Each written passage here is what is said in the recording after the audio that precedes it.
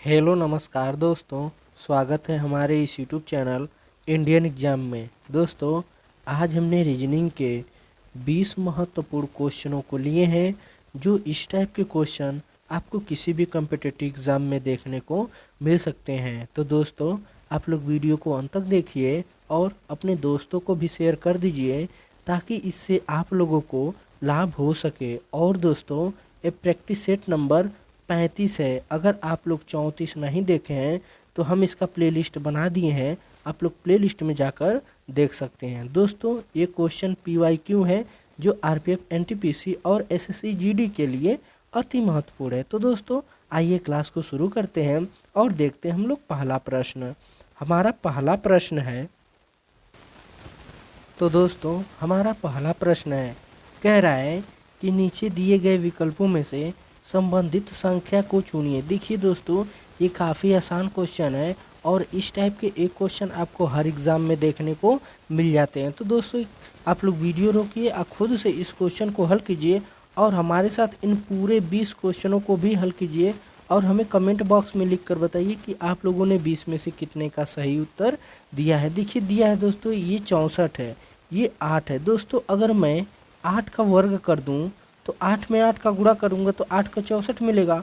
उसी तरह दोस्तों, अगर मैं 25 में 125 का जब गुणा करूंगा तो क्या 125 का वर्ग कितना होता है? 15,000 कुछ होता है। तो दोस्तों, क्या 15,000 इसमें किसी दिया है? देखिए, जब भी 125 में 125 का हम गुणा करेंगे ना, तो लगभग हमारा 15,000 से ऊपर जाएगा। तो दोस्तों, किसी में 15,000 से ऊपर दिया है? नहीं दिया है, यानी ये लॉजिक हमारा इसमें काम नहीं करेगा। तो आइए दोस्तों देख लेते हैं हम लोग दूसरा लॉजिक। दोस्तों ध्यान दीजिए, यहाँ पे दूसरा लॉजिक क्या दिया है। देखिए क्या है कि यहाँ पे देखिए ये 8 है ना दोस्तों, 2 का क्यूब कर दीजिए। अगर 2 का क्यूब करेंगे तो हमें कितना मिलेगा? 8 मिलेगा। उसी तरह दोस्तों, यहाँ पे क्या है, ये 4, अगर 4 का हम क्यूब करेंगे तो कितना मिलेगा? 64 मिलेगा। उसी तरह दोस्तों, ये जो 125 है ना, तो दोस्तों 125 किसका क्यूब है? तो दोस्तों 125 5 का क्या है? क्यूब है। तो दोस्तों देखिए, 2 में 2 का गुणा करेंगे तो 2 दूना के 4। उसी तरह 5 में जब 2 का गुणा करेंगे तो 5 दूना के 10। अब 10 का जब क्यूब करेंगे ना, तो हमें कितना मिलेगा दोस्तों? 1000 मिलेगा। अब 1000 किस ऑप्शन में है? ऑप्शन नंबर इसका इज द करेक्ट आंसर हो जाएगा। आई होप कि ये भी प्रश्न आप लोग को काफ़ी अच्छे समझ में आ गए होंगे। तो चलिए दोस्तों देख लेते हैं हम लोग अगला प्रश्न। हमारा अगला प्रश्न कह रहा है कि नीचे दिए गए श्रेणी श्रृंखला में प्रश्नवाचक चिन्ह के स्थान पर कौन सी संख्या आएगी। देखिए दोस्तों, ये भी काफ़ी आसान क्वेश्चन है। आप लोग वीडियो रोकिए और खुद से इस क्वेश्चन को बनाने का कोशिश कीजिए। दोस्तों ध्यान दीजिए, जब भी आपको ऐसा सवाल देखने को मिले, ऐसे नंबर मिले, देखिए 3 3 से बाद 21, यानी 3, यहाँ पे देखिए कई, इसका 3 का कई 3 गुना, यानी 3 7 21, यानी 3 7 का गुना है, 7 गुना है। तो दोस्तों देखिए गुणा किया गया है। तो दोस्तों ध्यान दीजिए, अगर 3 में हम कितना जोड़ दें कि 21 हो जाए। दोस्तों अगर 3 में 18 जोड़ दें तो कितना मिलेगा? 21। उसी तरह दोस्तों 57 है। दोस्तों हम लोग 21 में कितना जोड़ें कि 57 होगा? दोस्तों ध्यान दीजिए, अगर 21 में हम लोग 36 ऐड कर दें तो हमें कितना मिलेगा? 57। और 57 में दोस्तों कितना जोड़ दें कि हमें 129 मिल जाए। तो दोस्तों 57 में हम लोग अगर 72 ऐड कर दें, अगर 57 में दोस्तों ध्यान दीजिए, अगर हम लोग 57 में 72 ऐड कर दें, अजय जब 72 ऐड करेंगे तो 129, 129 में कितना ऐड करें कि हमें 273 मिला है। तो दोस्तों 129 में जब देखिए 129 में 144 जब हम जोड़ेंगे तो हमें कितना मिल जाएगा? 372। और 372 में कितना जोड़ेंगे, ये पहले लॉजिक समझिए। देखिए दोस्तों, 18 में 2 का गुणा किए हैं, 18 दूना 36, 36 में 2 का गुणा किए हैं, 36 दूना 72। अब 72 में 2 का गुणा किए हैं तो 72 दूना के 44, और 44 144 में जब 2 का गुणा करेंगे ना, तो दोस्तों कितना मिलेगा? 288 मिलेगा। कितना मिलेगा? 288। अब 273 में जब 288 जोड़ेंगे तो 8 3 11, यानी अंत में 1 आना चाहिए। तो अंत में किस ऑप्शन में 1 है? बी में तो है नहीं, सी में तो है नहीं, डी में तो है नहीं, लेकिन सिर्फ ऑप्शन नंबर 1 में, यानी 500। इसका आंसर कितना होगा? 561 होगा। तो दोस्तों यानी प्रश्नवाचक चिन्ह के स्थान पे क्या बना जाएगा? 561। 561 किस ऑप्शन में है? ऑप्शन नंबर इसका ए इज द करेक्ट आंसर हो जाएगा। आई होप कि ये भी प्रश्न आप लोग को काफ़ी अच्छे समझ में आ गए होंगे। तो चलिए दोस्तों देख लेते हैं हम लोग अगला प्रश्न। हमारा अगला प्रश्न कह रहा है कि निम्नलिखित समूह का चयन कीजिए। देखिए दोस्तों, ये काफ़ी आसान क्वेश्चन है और ये अगर आप लोग इसका लॉजिक समझ जाएंगे ना तो इस क्वेश्चन को आसानी से बना लेंगे। देखिए दोस्तों, दिया है सबसे पहले 2 दिया है, 3 दिया है, 8। तो सबसे पहले दोस्तों 2 को पकड़ते हैं। दोस्तों अगर हम क्या करें कि 2 का स्क्वायर कर दें, ध्यान दीजिए 2 का स्क्वायर करके 1 घटा दें, तो दोस्तों 2 का स्क्वायर कितना होता है 4। 4 में से 1 घटाएंगे तो हमें क्या मिलेगा 3। तो दोस्तों ये वाला 3 हमें मिल गया। उसी तरह दोस्तों ये 3 है ना, जब 3 का हम स्क्वायर करेंगे दोस्तों, 3 का स्क्वायर करके -1 करेंगे, 3 का स्क्वायर 9 -1 करेंगे तो हमें क्या मिला 8 मिला। तो देखिए यहाँ पे 8 मिला है। उसी तरह दोस्तों इस ऑप्शन में से कोई एक ऑप्शन उठाएं जो हमारे इसके रूल पे फॉलो करेगा। देखिए दोस्तों, अगर इसमें हम लोग ऑप्शन नंबर बी को उठाते हैं, देखिए बी को उठाते हैं तो दोस्तों 3, अब देखिए 3 का जब वर्ग करेंगे और -1 करेंगे तो कितना मिलेगा, 3 में से 9, 3 3 9 वर्ग 1 घटा दिया तो कितना मिला 8। और यहाँ पे देखिए 8 दोस्तों, 8 का अगर हम वर्ग करें, 8 का हम वर्ग करेंगे तो 8 वाटे 64 और 64 में से 1 घटाएंगे तो हमें कितना मिलेगा 63। अब देखिए 63 यहाँ पे दिया है ना, तो यानी ऑप्शन नंबर जो बी है ना हमारा इसका सही उत्तर हो जाएगा और इस पे फॉलो भी करेगा। आई होप कि ये भी प्रश्न आप लोग को काफ़ी अच्छे समझ में आ गए होंगे।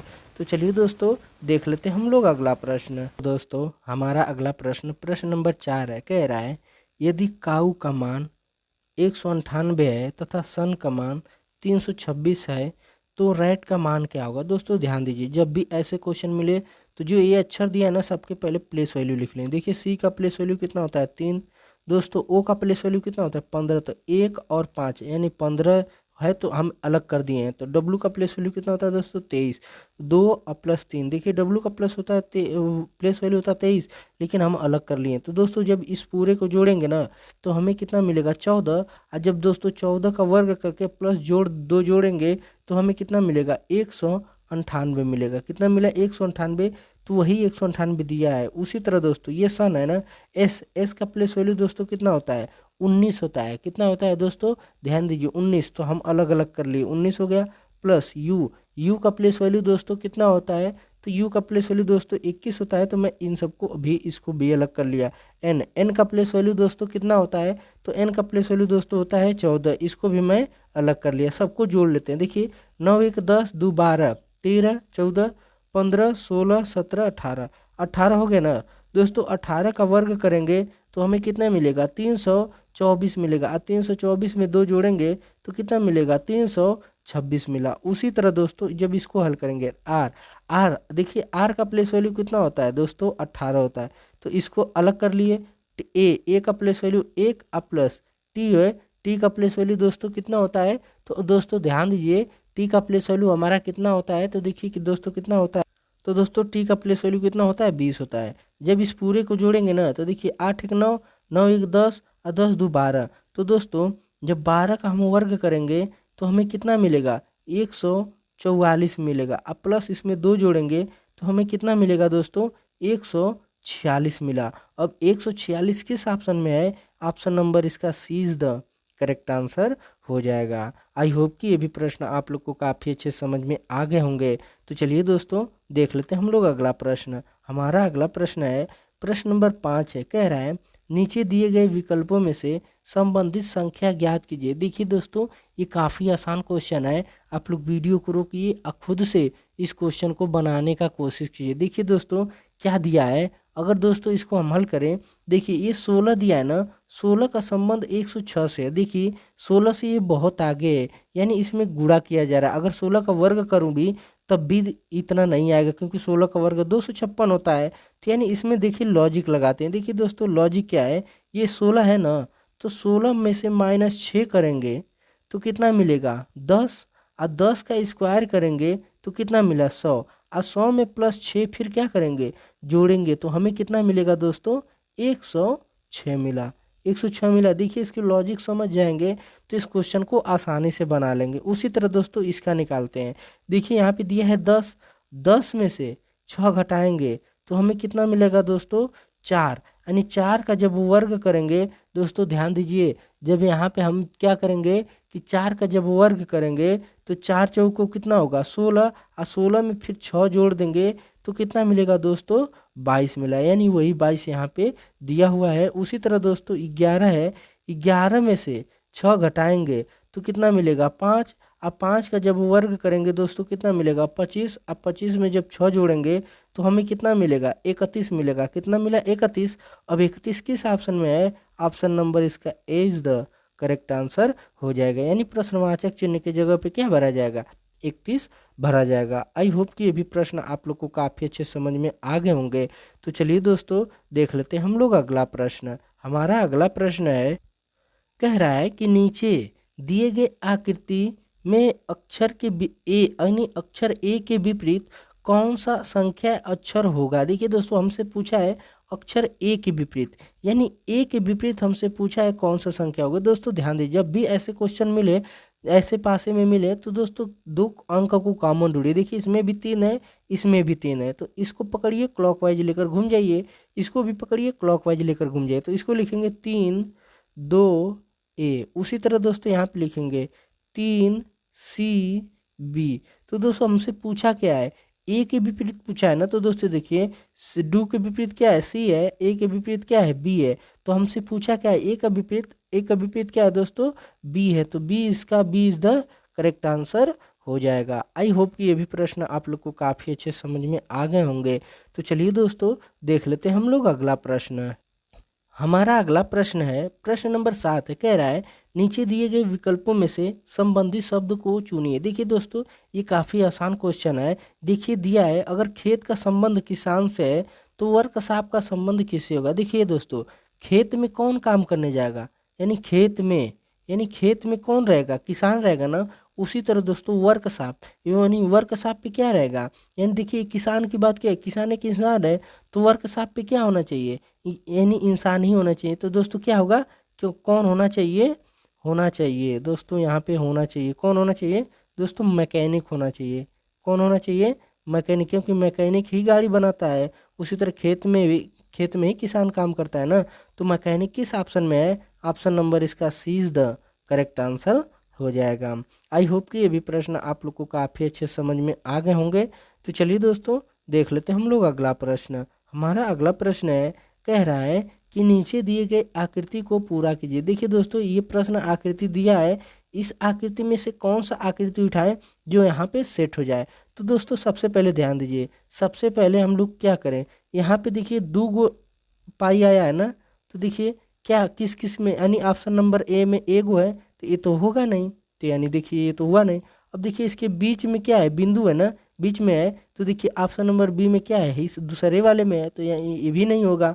तो उसी तरह दोस्तों यहाँ पे देखिए, अब देखिए यहाँ पे क्या दिया है, तो ये तो बिंदु मिल गया, 2 ये भी मिल गया। तो दोस्तों ध्यान दीजिए यहाँ पे क्या है कि जब भी इसको आकृति मिले, क्योंकि यहाँ पे देखिए 90 डिग्री का बन रहा है कोण, यहाँ पे देखिए पूरा का पूरा काट दिया जा रहा है, तो यानी इसकी आकृति कैसे बनेगी, ये सेम वाली जो ए वाली आकृति है ना, अगर इसको हम रखें यहाँ पे, तो यहाँ से मिला, यहाँ से मिला, तो ऑप्शन नंबर क्या हो जाएगा, ऑप्शन नंबर इसका D is the correct answer हो जाएगा। आई होप कि ये भी प्रश्न आप लोग को काफ़ी अच्छे समझ में आ गए होंगे।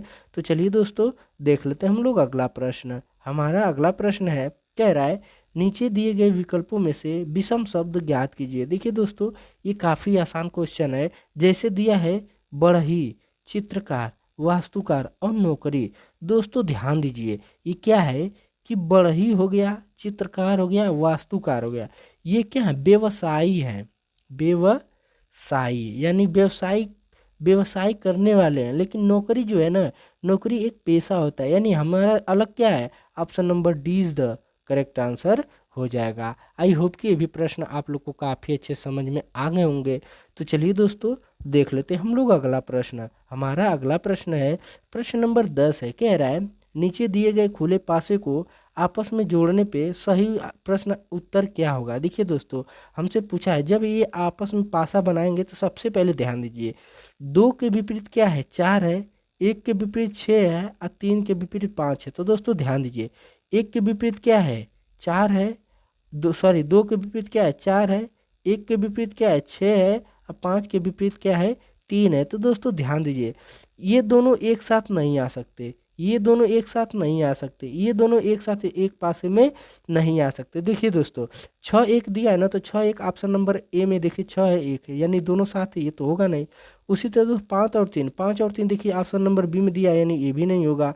उसी तरह दोस्तों 2 और 4 देखिए ऑप्शन नंबर सी में है, ये भी नहीं होगा। तो ऑप्शन नंबर हमारा कौन सा सही हो जाएगा? Option number D is the correct answer हो जाएगा। आई होप कि ये भी प्रश्न आप लोग को काफ़ी अच्छे समझ में आ गए होंगे।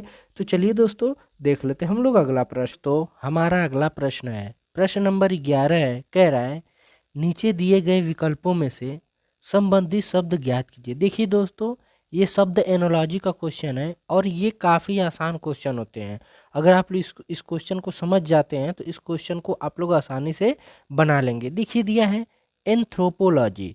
एंथ्रोपोलॉजी का संबंध अगर आदमी से है तो माइकोलॉजी का संबंध किससे होगा? दोस्तों इसमें ध्यान दीजिए, एंथ्रोपोलॉजी के अध्ययन यानी एंथ्रोपोलॉजी के अध्ययन में किसका अध्ययन करते हैं? अध्ययन यानी किसका अध्ययन करते हैं दोस्तों? तो आदमी का अध्ययन करते हैं। किसका अध्ययन करते हैं? आदमी का। तो उसी तरह दोस्तों माइकोलॉजी यानी माइकोलॉजी के अंदर जिसका अध्ययन हम लोग करते हैं, तो दोस्तों इसमें किसका अध्ययन करते हैं? तो दोस्तों आप लोग को याद होगा, तो इसमें किसका अध्ययन करते हैं? तो दोस्तों इसमें कवक का याद करते हैं, क्योंकि दोस्तों ये साइंस से क्वेश्चन बन जाते हैं तो इस टाइप के भी आपको क्वेश्चन देखने को मिल जाते हैं। अब कवक हमारा किस ऑप्शन में है? हमारा option number A is the correct हो जी। तो चलिए दोस्तों तो देख लेते हैं हम लोग अगला प्रश्न। हमारा अगला प्रश्न है प्रश्न नंबर 12 है, कह रहा है नीचे दिए गए विकल्पों में से संबंधित संख्या ज्ञात कीजिए। देखिए दोस्तों ये संख्या एनोलॉजी का क्वेश्चन है और ये काफ़ी आसान क्वेश्चन है और आप लोग वीडियो रोकिए और खुद से इस क्वेश्चन को बनाने का कोशिश कीजिए। देखिए दिया है 750, अगर 750 का संबंध 5 से है तो 384 का संबंध 4 से है, तो 30 यानी 3072 का संबंध यहाँ पे किससे होगा? तो दोस्तों सबसे पहले हम लोग 750 का संबंध निकालते हैं। दोस्तों ध्यान दीजिए ये 5 है ना, यहाँ से देखिए बड़ी संख्या है तो बड़ी संख्या से तो 5 आएगा नहीं, लेकिन छोटी संख्या से हम बड़ी संख्या ला सकते हैं। तो देखिए यहाँ पे 5 है, इस 5 को पकड़िए, ये 5 का क्या कर दीजिए दोस्तों, जब 5 का क्यूब करेंगे आप 5 का क्यूब करके 6 गुणा कर देंगे। दोस्तों 5 का गुणा कर 5 का क्यूब कितना होता है दोस्तों? 125 होता है। कितना होता है दोस्तों? 125। 125 में जब दोस्तों 6 का गुणा करेंगे तो हमें कितना मिलेगा? देखिए 6 5 30 और 6 दूना के 12, 12 3 कितना हो जाएगा? 15 और 6 कम 6 1 7, यानी 750 हमारा मिल गया। तो देखिए 750 वही दिया है। उसी तरह दोस्तों ये 4 है, अब 4 का क्यूब करके दोस्तों ध्यान दीजिए यहाँ पे 4 का क्यूब करके और 6 का गुणा कर देंगे। 6 का जब गुणा करेंगे ना तो दोस्तों देखिए 6 का यहाँ पे क्यूब करना है तो 4 का क्यूब कितना होता है दोस्तों? 64, और 64 में जब 6 का गुणा करेंगे तो हमें कितना मिलेगा दोस्तों? 384 मिलेगा। कितना मिलेगा? 384। उसी तरह दोस्तों अब हमें ये 3072 है ना, तो इस ऑप्शन में से कौन सा ऑप्शन एक उठाए हैं जो हमारा सही उत्तर ला दे? तो दोस्तों अगर ऑप्शन नंबर बी को हम उठाते हैं, अगर 8 का क्यूब कर दें तो दोस्तों 8 का क्यूब करके 6 का गुणा कर दें तो दोस्तों 8 का क्यूब कितना होता है? 512। अगुड़े इसमें 6 कर दें तो देखिए 6 दूना के 12 को 2 हो गया, फिर 6 कम 6, 6 कितना हो जाएगा? 7। आप यहाँ पे देखिए 5 6 का 30, कितना मिल गया? 5 6 का 30, यानी कितना मिल गया? 3072। यानी हमारा कौन सा ऑप्शन उठाए थे? ऑप्शन नंबर इसका 20 द करेक्ट हो ये। तो चलिए दोस्तों देख लेते हैं हम लोग अगला प्रश्न।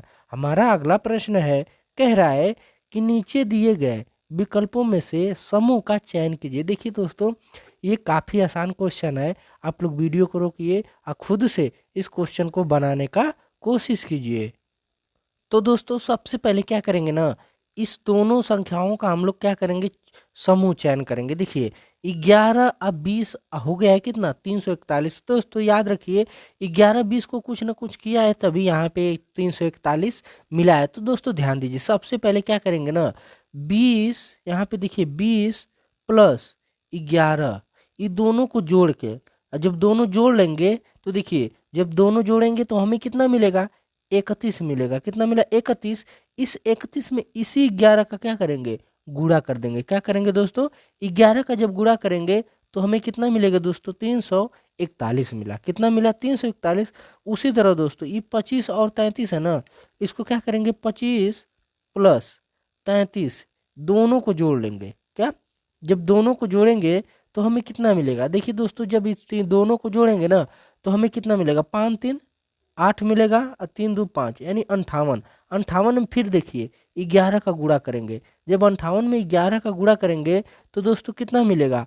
638 मिलेगा। कितना मिलेगा दोस्तों? 638 मिलेगा। उसी तरह दोस्तों अब देखिए हम इसमें से कोई एक ऑप्शन उठाएंगे जो हमारा इसके रूल पे, इन दोनों के रूल पे क्या करेगा? फॉलो करेगा। अगर ऑप्शन नंबर डी को हम उठाते हैं, ध्यान दीजिए दोस्तों, अगर ऑप्शन नंबर डी को हम उठाते हैं तो देखिए दिया है 12 + 32। 12 + 32 इस दोनों को जोड़ेंगे तो कितना मिलेगा? 2 2 4 और 3 1 4, 44 मिला ना। अब देखिए 44 में जब 11 का गुणा करेंगे तो हमें कितना मिलेगा? 484 मिलेगा। कितना मिलेगा दोस्तों? 484 मिला। अब 484 तो हमारा देखिए यहाँ पे आ गया है, यानी ये हमारा ऑप्शन नंबर डी है ना, जो इसका रूल इन दोनों पे जो फॉलो कर रहा है, ऑप्शन नंबर डी पे भी ये फॉलो कर रहा है। तो हमारा सही उत्तर क्या हो जाएगा? Option number D is the correct हो जाएगा। तो चलिए दोस्तों देख लेते हैं हम लोग अगला प्रश्न। हमारा अगला प्रश्न है प्रश्न नंबर 14 है। कह रहा है नीचे दिए गए विकल्पों में से विषम शब्द ज्ञात कीजिए। देखिए दोस्तों दिया है बांग्लादेश, सिंगापुर, इंडोनेशिया और श्रीलंका। तो दोस्तों ध्यान दीजिए, ये काफ़ी आसान क्वेश्चन है। आप लोग वीडियो रोकिए और खुद से इस क्वेश्चन को बनाने का कोशिश कीजिए। देखिए दोस्तों, सिंगापुर हो गया, इंडोनेशिया और श्रीलंका हो गया, ये ऐसे देश है ना जिनसे भारत की स्थलीय सीमा नहीं लगती है। यानी भारत, यानी यहाँ पे होगा भारत की स्थलीय सीमा, यानी स्थलीय स्थलीय सीमा नहीं लगती। लेकिन बांग्लादेश है ना, इससे भारत की स्थलीय सीमा लगती है। यानी भारत की स्थलीय सीमा लगती है तो यानी जो सिंगापुर, इंडोनेशिया, श्रीलंका, ये तीनों एक हैं, लेकिन बांग्लादेश क्या है? इन तीनों से अलग है। तो इसलिए इसका सही उत्तर ए इज द करेक्ट आंसर हो जाएगा। आई होप कि ये भी प्रश्न आप लोग को काफ़ी अच्छे समझ में आ गए होंगे। तो चलिए दोस्तों देख लेते हैं हम लोग अगला प्रश्न। तो दोस्तों हमारा अगला प्रश्न है 15 है। कह रहा है नीचे दिए गए श्रेणी श्रृंखला में प्रश्नवाचक चिन्ह के स्थान पर कौन सी संख्या आएगी? देखिए दोस्तों दिया है 23, 50, 73 और 100। हमें इसमें क्या करना है कि प्रश्नवाचक चिन्ह के स्थान पे जो संख्या आएगी वही निकालना है। तो दोस्तों ध्यान दीजिए, ये काफ़ी आसान क्वेश्चन है। जब भी ऐसा क्वेश्चन कीजिए तो पहले देखिए कि इसकी नंबर सीरीज कैसे चल रही है। तो दोस्तों देखिए ये 27 है, 27 से 50 हो गया। अगर दोस्तों 27 में हम यहाँ पे देखिए 23 में अगर हम लोग कितना जोड़ दें? 27 जोड़ दें। 23 में 27 जोड़ेंगे तो हमें कितना मिलेगा? 50। अब देखिए 50 से 73 हो गया, तो 50 में कितना जोड़ेंगे कि 73 हो जाए? तो दोस्तों 50 में 23 जोड़ेंगे तो कितना मिलेगा? 73। और 73 में अब कितना जोड़ेंगे कि दोस्तों 100 हो जाए? तो दोस्तों 73 में कितना जोड़ेंगे? 27 जोड़ेंगे तो कितना मिलेगा? 100 मिलेगा। उसी तरह दोस्तों अब देखिए रूल समझिए, पहले 27 जोड़ा, फिर 23 जोड़ा, फिर 27 जोड़ा, अब क्या जोड़ेगा? 23 जोड़ेगा। कितना जुटेगा दोस्तों? 23। तो दोस्तों इसमें टोटल कितना आ जाएगा? यानी 123 इस प्रश्नवाचक चिन्ह के स्थान पर आ जाएगा। तो इसलिए इसका सही उत्तर option number A is the correct answer हो जाएगा। आई होप कि ये भी प्रश्न आप लोग को काफ़ी अच्छे समझ में आ गए होंगे। तो चलिए दोस्तों देख लेते हैं हम लोग अगला प्रश्न। हमारा अगला प्रश्न है प्रश्न नंबर 16 है। क्या है नीचे दिए गए शब्दों का सार्थक क्रम में सजाइए। देखिए दोस्तों ये काफ़ी आसान क्वेश्चन है। आप लोग वीडियो रोकिए और खुद से इस क्वेश्चन को बनाने का कोशिश कीजिए। देखिए दिया इसमें प्लास्टर, पेंटिंग, नींव, दीवारें और दिया है छत। तो दोस्तों सबसे पहले ध्यान दीजिए, सबसे पहले क्या अगर घर कोई बनाता है तो देखिए एक रूम का ये सेटिंग दिया है। अगर दोस्तों सबसे पहले हमें घर बनाना है तो सबसे पहले क्या करेंगे? नींव खोदेंगे ना। सबसे पहले क्या करेंगे? नींव खोदेंगे। यानी सबसे पहले क्या आएगा? 3। फिर नींव खोदने के बाद दोस्तों क्या करेंगे? नींव खोदने के बाद दीवार बनाएंगे। नींव खोद देंगे, खोदने के बाद दीवार ही बनाएंगे ना। उसके बाद क्या आएगा? 4। जब उसके बाद दीवार बन जाएगी, दीवार बनने के बाद क्या ला देंगे दोस्तों? छत का ढलैया कर देंगे। तो क्या होगा? छत। यानी यहाँ पे होगा 5। जब 5 हो जाएगा तो दोस्तों जब छत लग गया तो उसके बाद क्या करेंगे? दीवारों का प्लास्टर करेंगे।